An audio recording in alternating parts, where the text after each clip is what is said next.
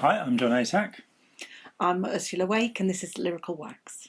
And today we're going to be talking about, we're going to be reading some of the lyrics from King Crimson. And I first heard In the Court of the Crimson King in 1969. And I saw the current, or the then incarnation of King Crimson last in November 2018. I saw them in 73, the Lark Songs band. Great gig. But the last gig, an 8-piece band with members from over the half century that existed, was absolutely just the most incredible gig I've ever seen. It was just so good. So they emerged out of a comedy trio called Giles and Fripp, who were on Colour Me Pop doing a song called She Is Loaded. Her kisses don't get better, they get wetter and wetter. I remember it well.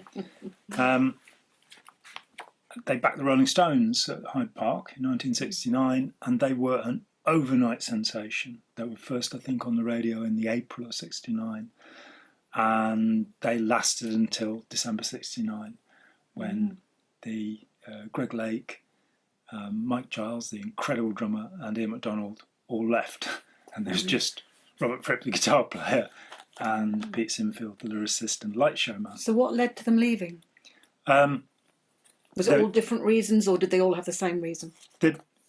Greg Lake was offered a gig with Keith Emerson, which he thought might be better. I'm not really sure why it wasn't. But he did make a great deal more money than King Crimson, that's for sure. MacDonald and Giles at the time said they missed their girlfriends.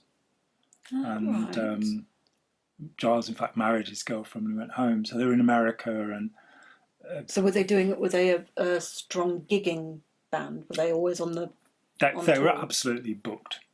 And they just took off. You know, so they played the Fillmore East and the Fillmore West in their first cycle of playing, which is unheard of. No other British band has ever played the two Fillmores on their first tour.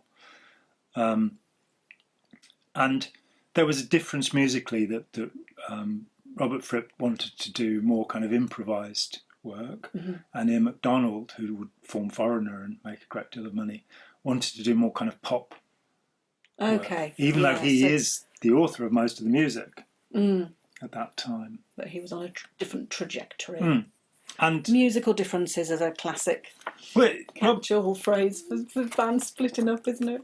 Robert Fripp, he got together little bootleg recordings and things, everything that still exists from that first tour.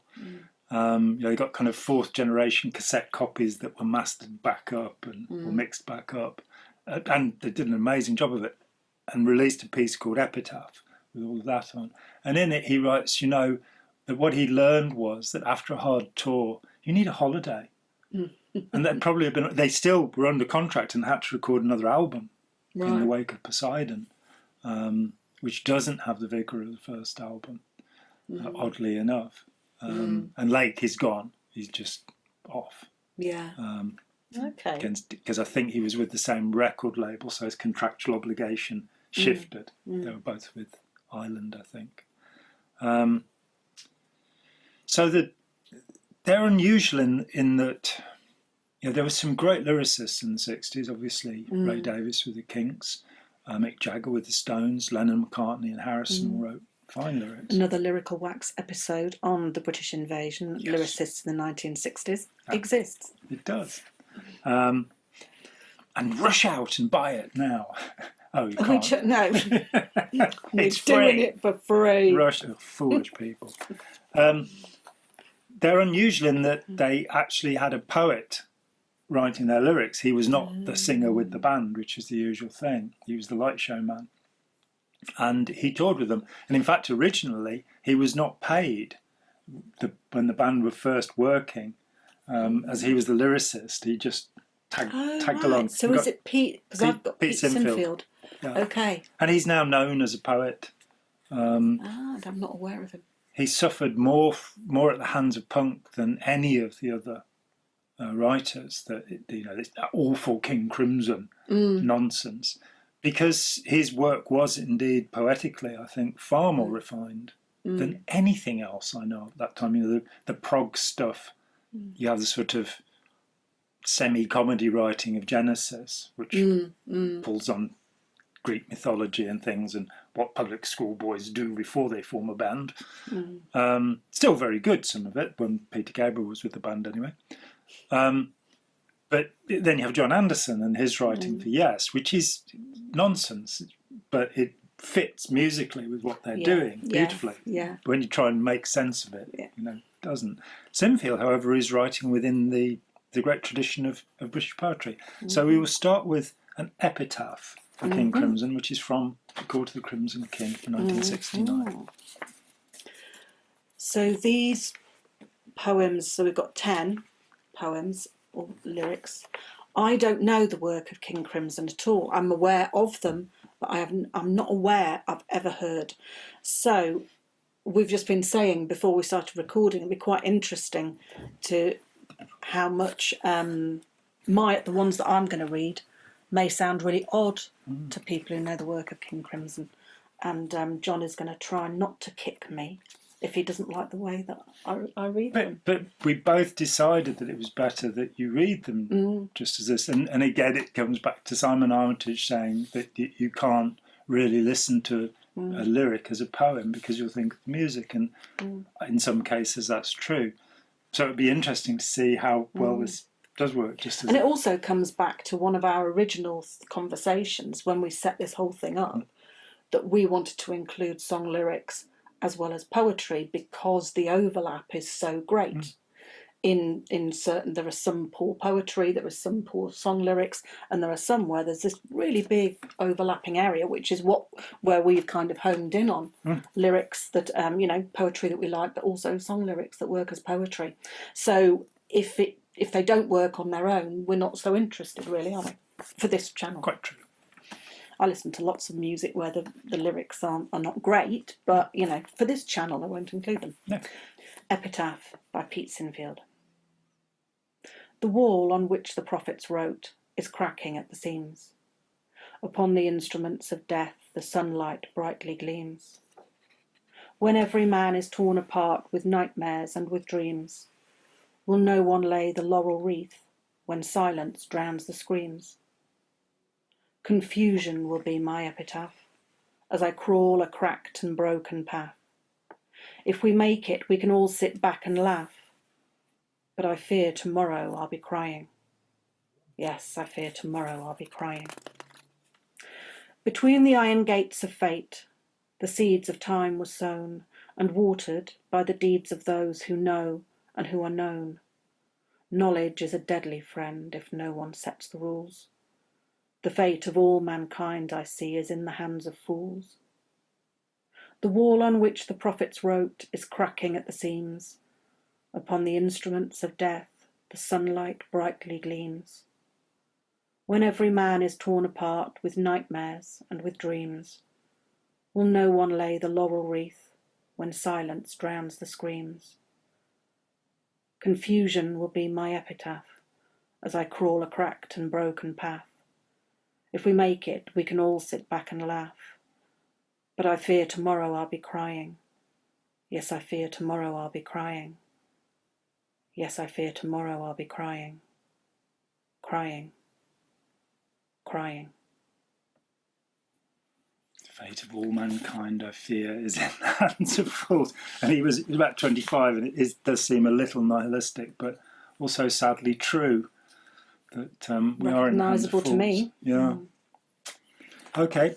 The fourth studio album, King Crimson Islands, departed from earlier work by including an orchestra. And it's strange that the other progressive bands like Yes and Jethro Tull, for example, have done work with orchestras since. Even Deep Purple did, which is a bit odd. But King Crimson haven't. So there's this one place where you have two pieces using an orchestra, and it's rather beautiful, actually. A delicate and lyrical piece of music I've put in my notes. So this is again written by Peter John Sinfield, Pete Sinfield, from the album Islands in 1971, and the piece is called Islands. Earth, stream and tree encircled by sea. Waves sweep the sand from my island. My sunsets fade. Field and glade wait only for rain. Grain after grain, love erodes my high-weathered walls, which fend off the tide, cradle the wind to my island. Gaunt granite climbs where gulls wheel and glide, mournfully cry o'er my island. My dawn bride's veil, damp and pale, dissolves in the sun. Love's web is spun, cats prowl, mice run. Wreath snatch-hand briars where owls know my eyes. Violet skies touch my island, touch me. Beneath the wind-turned wave, infinite peace, islands join hands 'neath heaven's sea. Dark harbour quays, like fingers of stone, hungrily reach from my island. Clutch sailors' words, pearls and gauds, are strewn on my shore, equal in love, bound in circles. Earth, stream and tree return to the sea. Waves sweep the sand from my island, from me.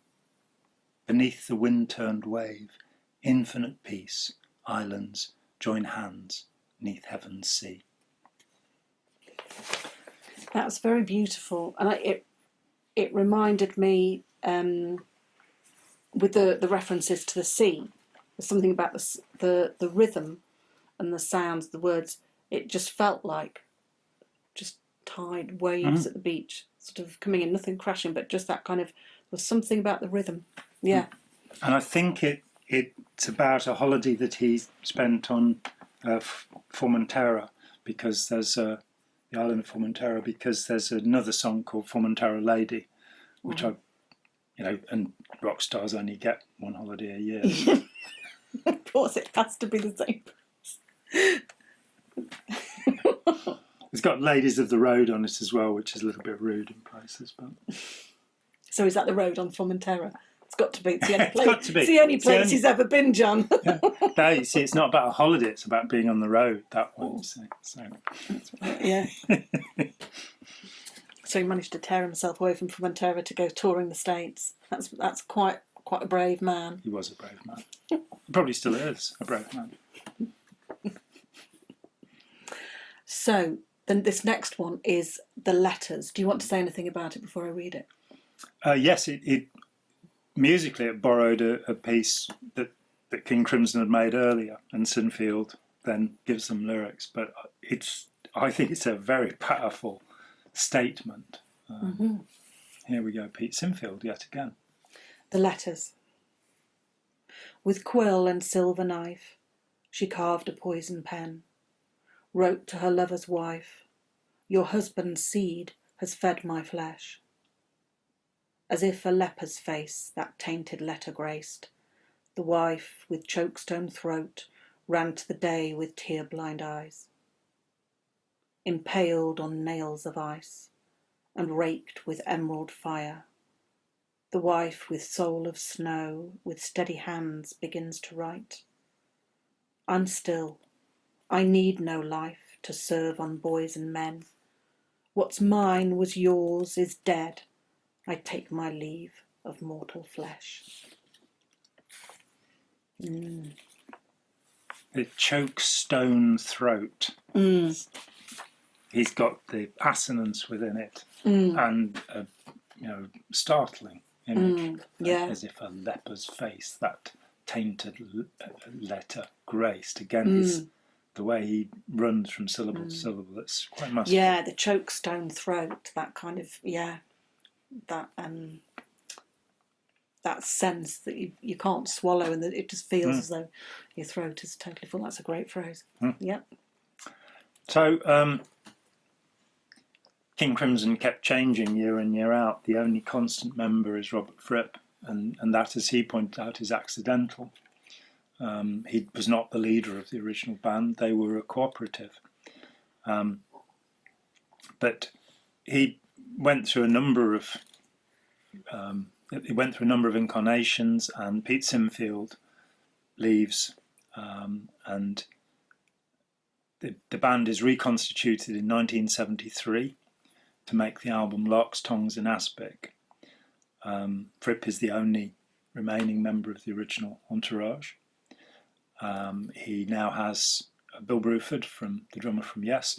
Bruford said that he was with Yes and he saw the Hyde Park concert with King Crimson, and he said, I've got to join this band. I've got to be in this band, even though he was in the other truly famous prog band. And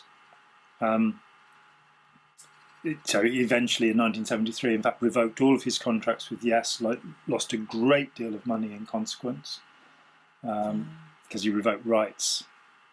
But he got to be with King Crimson. John Wetton, who came from various bands, but he was in the band Family, where he played bass and was a second vocalist, an astonishing vocalist. Still, for me, one of the great voices.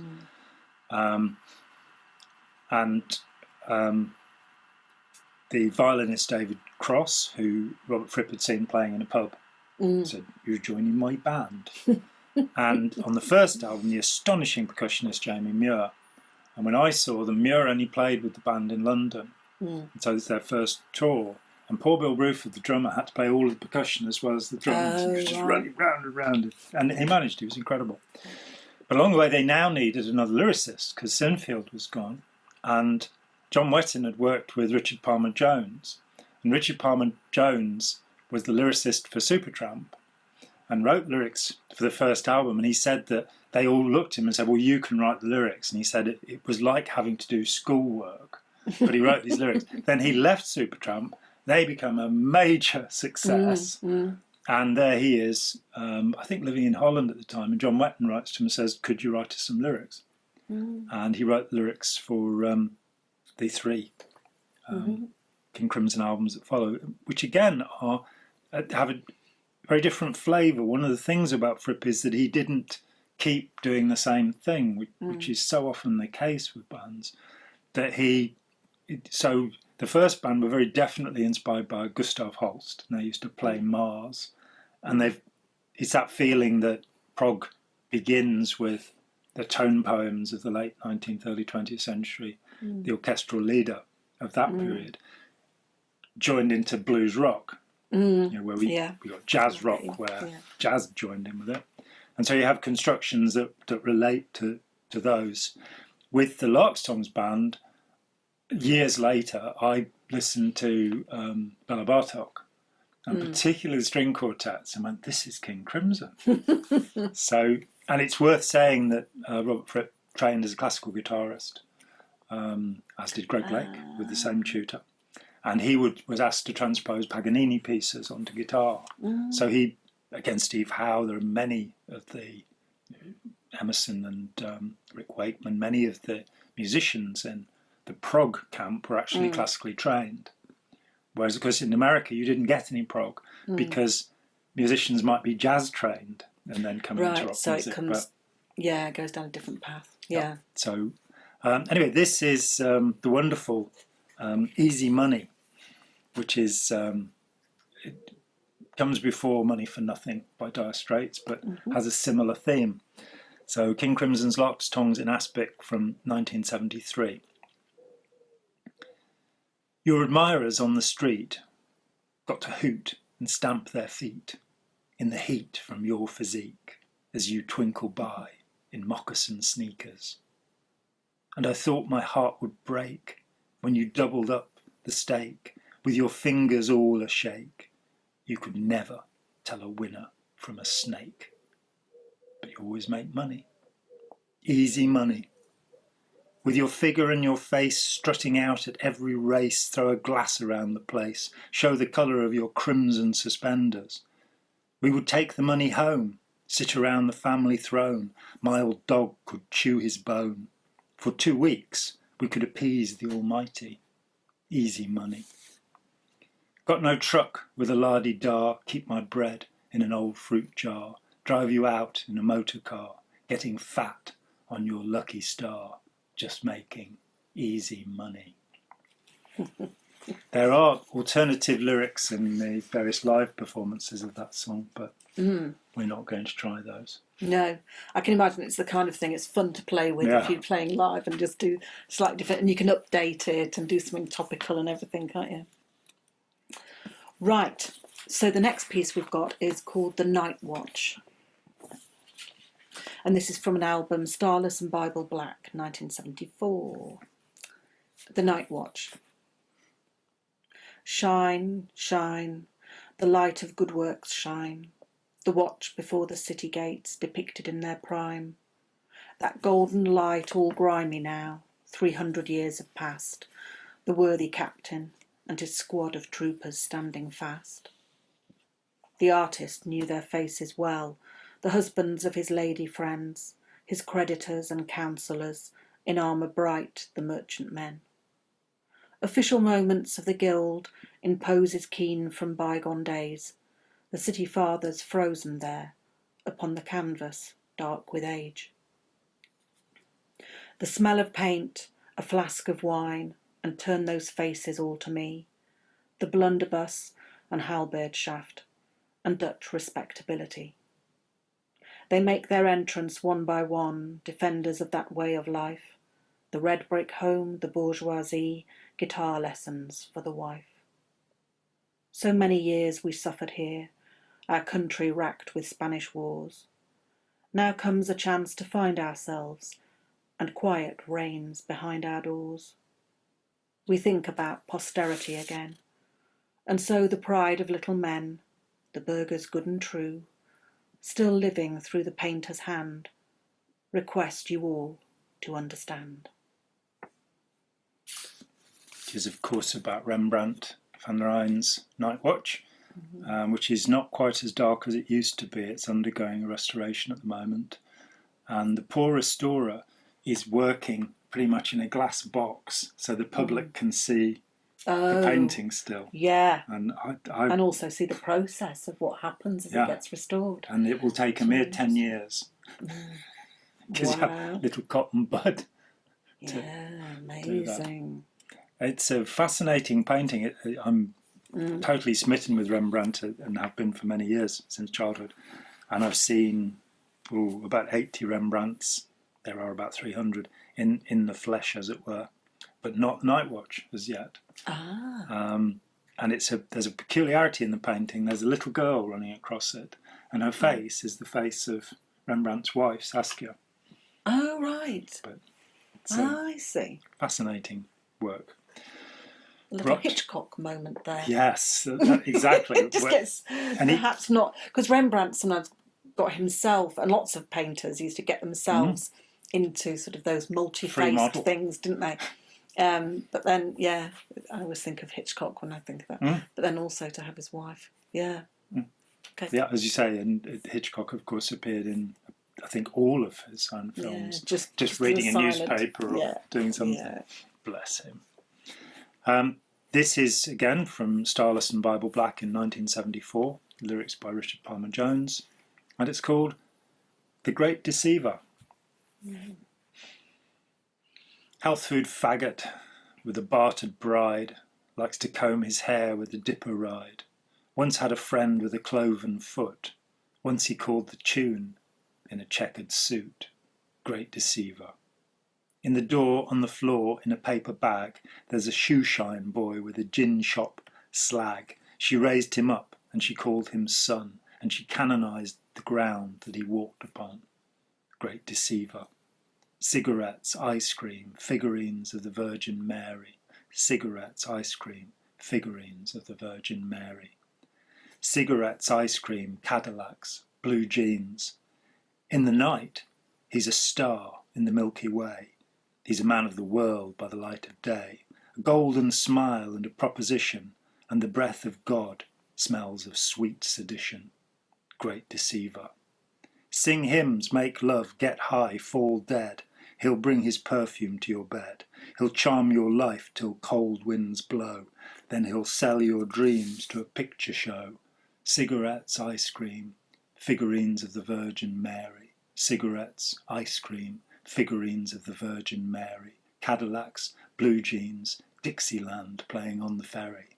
Cadillacs, blue jeans, drop a glassful of antique sherry. Ah. Do you know who I was thinking of all the way through that I could hear singing that and having written those words? Elvis Costello. Mm.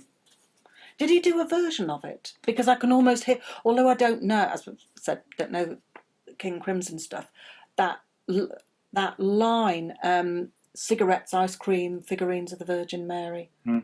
I can kind of, I've heard that somewhere. That might have been that one, but yeah, those images, the flow of words, Great Deceiver, Elvis Costello. I'd never thought about it, having known the album since it came out, and Elvis Costello since he came out. And you're absolutely right. And of course, Elvis Costello was part of the we don't listen to that old school rubbish sort of stuff. But over the years, well, his early stuff wouldn't necessarily have reminded me. But there's the first song that came to my mind was off an album, King of America. So that's from the 80s. Yeah. After a 7-year hiatus, Robert Fripp formed a new King Crimson in 1981. It was only Bill Bruford from the earlier Loxtongue band who remained, or rejoined in fact. And 2 Americans now joined the band, this quintessentially English prog band. Tony Levin, who had played bass with Paul Simon. He's on One Trick Pony, and is just an astonishing double bass and bass player, remarkable, and plays Chapman Stick, which is another thing altogether. He was with Peter Gabriel's band at this time, and they made some kind of arrangement whereby he remained with both King Crimson and Gabriel for years. How they toured, because they didn't tour together. And Fripp occasionally played on Gabriel albums. But also Adrian Belew. And Belew, I think, is a true marvel. He played briefly with Talking Heads. He's a guitar virtuoso. He's like Hendrix. He's somebody who makes sounds from a guitar. He forces it to sound like a seagull or whatever he feels like. But he also brought to it. So King Crimson now has 2 guitar players at the front, which has not happened before. So very different instrumentation over the years. But now we have 2 guitar players, both at far ends of the spectrum from each other in terms of their approach to the guitar. And we also have minimalism brought in, which is, it's gone off into jazz. It's, this idea of repeated phrases. But because, Rob Fripp wanted to do things slightly differently, you'll have 2 guitar players actually repeating phrases, but in different time signatures at the same time. So you get this strange shift. I remember, in fact, the first time I heard Loxtongues in Aspic, I was going to take it back. This isn't King Crimson. I put it on a second time, and actually, this is brilliant. And the same was true with Discipline, the first album from this band. It's like a disco band. What are they doing? Because it's got this pounding beat and all that. Then I caught hold of, this was a unique form. Nobody had ever done this before. And Belew's lyrics are, they really stand out, I think. And his song construction doesn't do the kind of verse, chorus, middle 8 pop song. He's got something that comes more probably from the Beat Poets, and we'll get to one of those in a minute. And so we're going to start with Elephant Talk. Indeed. Adrian Belew. Elephant Talk. Talk. It's only talk. Arguments, agreements, advice, answers, articulate announcements. It's only talk. Talk, it's only talk. Babble, burble, banter, bicker, bicker, bicker, brouhaha, balderdash, ballyhoo. It's only talk. Back talk. Talk, talk, talk, it's only talk. Comments, cliches, commentary, controversy, chatter, chit-chat, chit-chat, chit-chat, conversation, contradiction, criticism. It's only talk. Cheap talk. Talk, talk, it's only talk. Debates, discussions. These are words with a D this time. Dialogue, duologue, diatribe, dissension, declamation, double talk, double talk. Talk, talk, it's all talk. Too much talk, small talk, talk that trash, expressions, editorials, expugnations, exclamations, infabulations, it's all talk. Elephant talk, elephant talk. elephant talk. Love that. Love it. It's so, yeah, it's an amusing end, but it's so clever as well in different ways.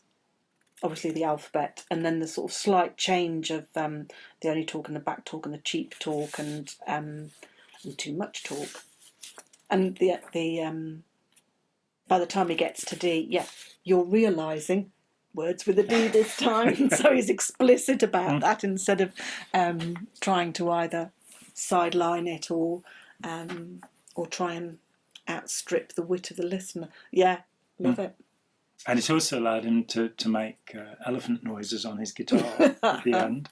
The King Crimson's message board for many years has been called Elephant Talk. Oh, right. And there's a much later song where Adrian Belew talks about going to his doctor and his doctor saying, "You've been reading too much Elephant Talk." Because he's been reading the message board where there are all these arguments about who the best singer and who the best lyricist was with King Crimson, and he's reading people slagging him off, you know. I see. And so he's then given Prozac to deal with the consequence of reading Elephant Talk. So, you know, the story keeps on going. Yeah. This is again from the album Discipline in 1981. Discipline is the key word of the Bennett system, and Robert Fripp was a devotee of the cult leader, let's call him that. What's the Bennett system? J.G. For Bennett. those of us who have no idea.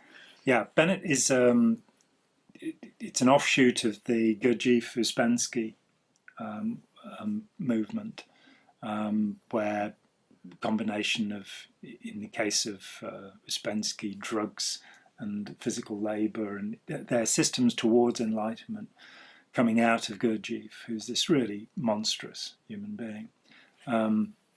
So they're both cults. So the Bennett system is a cult. It can be called that, but it's very dangerous. It's a system of practice which is supposed to lead to a certain result. Robert Fripp became deeply involved in it. In fact, the reason there was a 7-year hiatus in King Crimson is that he immersed himself in Bennett's ideas. Bennett is not thought of as one of the nasty cult leaders. It's not like Ron Hubbard or whoever. But it is a system of mystical practice, if you like, and which I think is a bit odd. It's not one I would approve of, and there are a few that I think are okay. But discipline is their key word, that everything has to be about being disciplined. And there are some odd videos of Fripp in the late 70s talking about the system, and he does seem a little... I mean, he's into law of attraction now, and has recently been seen dancing Swan Lake in his back garden in a black tutu with his wife Toya Wilcox. You know, so what can we say? Brilliant guitar player is the best thing to say about him. And actually intellectually a fascinating man, much as I disagree with Bennett's ideas. Anyway, this is Adrian Belew, and he is breaking from Discipline by writing Indiscipline, and it's a very novel approach to the song form. And in his original form, it is in fact spoken rather than sung. Jack sings it with the current King Crimson, which I think is a mistake. But I wouldn't fault Jack. Can you hear that, Jack? John thinks it's a mistake. Brilliant guitar player, brilliant vocalist. Just stop singing.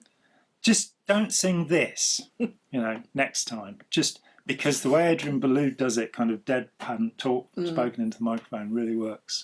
Let's see if I can get anywhere close to that. Indiscipline. I do remember one thing. It took hours and hours. But by the time I was done with it, I was so involved.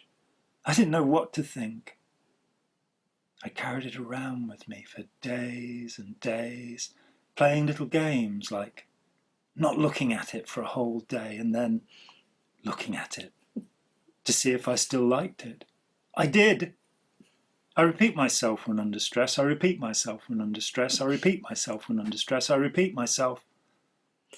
The more I look at it, the more I like it. I do think it's good. The fact is, no matter how closely I study it, no matter how I take it apart, no matter how I break it down, it remains consistent. I wish you were here to see it. I like it. That's marvellous. So that's Adrian Belew. I really like Adrian Belew's work. Yeah. I'm gonna go off and I'm gonna find some more of Adrian Belew's lyrics. Yeah. For the album's Discipline, Beat, and Three of a Perfect Pair belong to that first band, and all of the songs as songs are quite unique. You know, his whole approach to writing, and then what the band does with them. You're doing the one thing you can say about King Crimson is every musician who played in King Crimson is a virtuoso. Okay. This is not your regular pop music. These guys really know what they're doing, and they really mean what they're doing. They're not session men dragged in to do something. They're committed and fully engaged with what they're doing. To this day, 52 years later. So this is, you're going to read this. This is Neal and Jack and Me, again by Adrian Belew. I'm assuming this might have a little bit to do with Neal Cassidy and Jack Kerouac. Would I be right? It does indeed, and it's referring to On the Road, and there are various things within it. It's recording some gigs in France played by King Crimson, or at least a gig in Paris. And there's a mention of Les Souterrains, which is a medieval quarry, and he talks about the Seine. He says Des Visions de Cody, which is the visions of Cody, which is a work that Kerouac added to On the Road, the journey that he took with. I had to look that up. I didn't know that. The journey he took with Neal Cassidy and Jack Kerouac.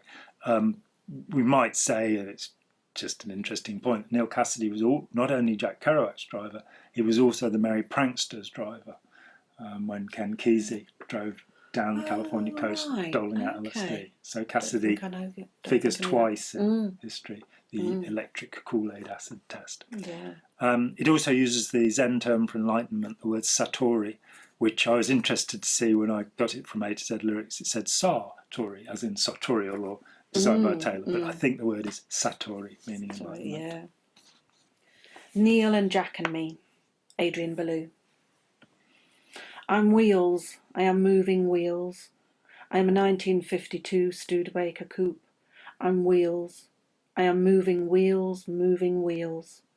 I'm a 1952 Starlight coupe. En route, Les Souterrains, Division de Cody, Satori à Paris. Strange spaghetti in this solemn city.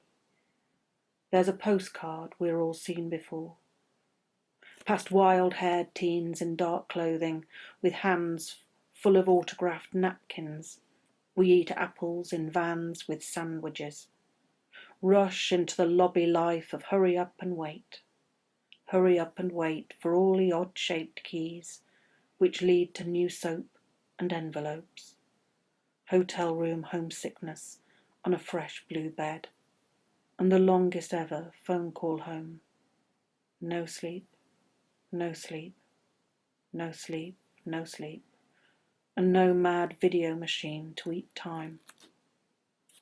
A city scene I can't explain, the sane, alone at 4 a.m, the insane, alone at 4 a.m, Neal and Jack and Me. Absent lovers, absent lovers. That's a really good piece about sort of being on the road as a musician, and that homesickness and this sort of that description of the hotel room and the longest ever phone call home, sort of really missing absent lover. But I love the comparison with the two things. That's clever interweaving of On the Road and Adrian Belew on the Road. Absolutely. And I mean, I suffered a short period as a professional musician in my teens, and I just decided that I absolutely love playing music, but there was no way that I could stand the life. You know, I'd rather be a coal miner than that life of constant tiredness. And as the teens with their napkins with autographs on, and then you get to the hotel room, or we couldn't afford hotel rooms when I was playing, but and driving for miles and miles and sitting with people who all speeding out of their brains to stay awake, which was not something I was willing to do. It was just a horrible life, to have these few magical moments when you're on stage. With them, of course, the music they were playing was so revolutionary and wonderful. It was me, I was sort of playing covers of Santana or what have you, which is great music to play, but it wasn't really worth the kind of constant exhaustion and greatness. Just off on a completely different little detour about being on the road, and what you're describing, it reminded me just this week, Nick Cave on his Ask Me a Question little forum said something about his life during lockdown. And he said, for 45 years I've been jet lagged. Yeah. And a year of not travelling has just kind of he's reorientated himself in all sorts of interesting ways, and then come up with a new album. And this is what the questioner was asking, something about that. But yeah, it was an interesting phrase, and it really sort of resonated once you said that. I thought, yeah, jet lagged for 45 years, you can imagine it, can't you? Okay. And finally, just so that Jack Jaksic doesn't feel left out, and show that we do appreciate him too, he's the current, and for the last 10 years he's been the front man for King Crimson, and absolutely brilliant when I saw him. This is from, I presume he wrote the lyric, but it's attributed to Mel Collins and Robert Fripp as well. Mel Collins is the astonishing woodwinds player, saxophone and flute player, one of the greats, I think, with the band. Then this is from A Scarcity of Miracles, 2011 album, the last studio albums. They've been out touring ever since, doing wonderful things. Go and see them if you can, they're incredible. Just a little note here, the Battle of Valverde was fought in February 1862, and it was a major Confederate victory, and we have no idea what's in this song. Okay. So I'd go and look it up. And the song is called A Scarcity of Miracles. Night falls as darkness reappears, the madness and the fears close behind now. Faith calls me to question who I am. With neither myth nor man, stand beside them. Say not what you are, but what you were. Daylight, still my soul. Night falls, the secrets still remain. The panic and the pain still belies them. Pizarro and the conquistador, the debris and the metaphors, and the scarcity of miracles he'd found. Valverde and the battle lines and everything it undermines, and the scarcity of miracles we'd found.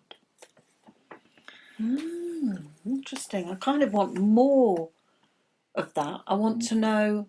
So there's two examples, Pizarro and Valverde. Yeah, the conquistador.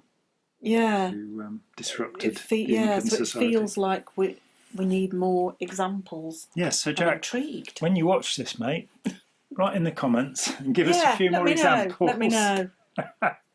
So, those were the lyrics from King Crimson songs, Rush Out and Buy the Albums. And thanks very much for that. You have convinced me that they are well worth a listen. Yes. Good. I've achieved my aim in life. So, we thank you very much for your time. Thank you. I'm Ursula Wake. Thanks for your time. Bye. I'm John Azak. Bye-bye.